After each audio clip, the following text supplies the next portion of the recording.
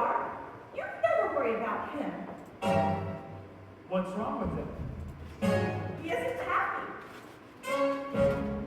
Of course he's happy. Well, if he's happy, then why doesn't he get married? If he's happy, why should he get married?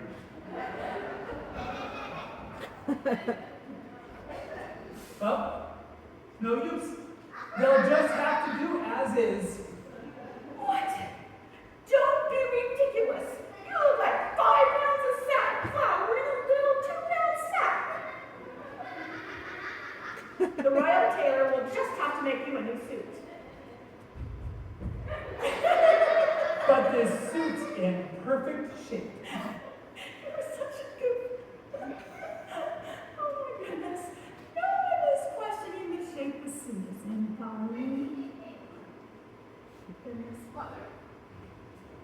What is the meaning of this? Doesn't anyone in this house knock? Oh, darling, we were just talking about you. Your mother was talking. I was listening. Where have you been in that costume? Why wasn't I consulted about this ball that I'm supposedly giving? Oh, darn. You found out. It was supposed to be a surprise birthday party. Well, surprise. It's 3 months until my birthday. And since when does a birthday party require the attendance of every eligible young maiden in the kingdom? What? Let me see. Oh, you know those royal princes, they never get anything right. Mom, I want this ball called off immediately. What? Darling, it's impossible to cancel once you get the ball rolling.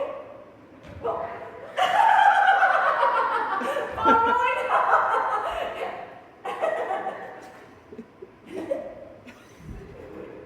Well, you can count me out. Your Highness. Look, Chris, we don't want to pressure you, but you do have certain obligations. What your father is trying to say is that it's time for you to choose a bride and produce an heir. After all, someday soon this kingdom will be yours. Not that soon. Well, I long to hear the clear patter of little feet on the marble again. All I'm asking is to find a bride for myself in my own time. I guess I have this old-fashioned idea that I want to fall in love before I get married, like you did. That's what we want for you too, son. Of course it is. Well, thank goodness we've got that taken care of. I've prepared a short guest list for your approval. You haven't heard a word I've said. Family and close friends, darling, terribly intimate. Oh, Your Majesties. Your Highness. I beg your pardon. I couldn't help but overhear and, well, I probably shouldn't interfere. Probably. But I thought perhaps we could reach a royal compromise. Compromise? What do you think this is? A democracy? What sort of a compromise, Squire?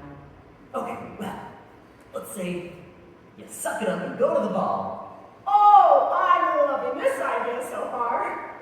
And if you meet the girl of your dreams, well, it's great. But if he doesn't, Lionel, that's brilliant. Okay, I'll do it. But if I don't meet the right girl at the ball, you'll let me fall in love in my own time, no matter how long it takes. Okay. And with no interference. Dad? Well, it does have a certain logic to it. Of course it does, darling. If that's the way you want it, that's the way it should. Thank you, both. You know something. There is only one way to find girls. What's that? Dumb luck. Let's hope it runs in the family. Love you guys. He'll meet the right girl at the ball. I can feel it in my bones. You'll feel in your bones if he doesn't. I hear that.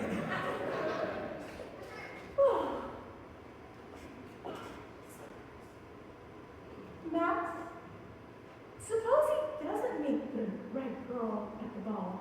What then? Well, he'll find her somewhere else. Isn't that how it always happens?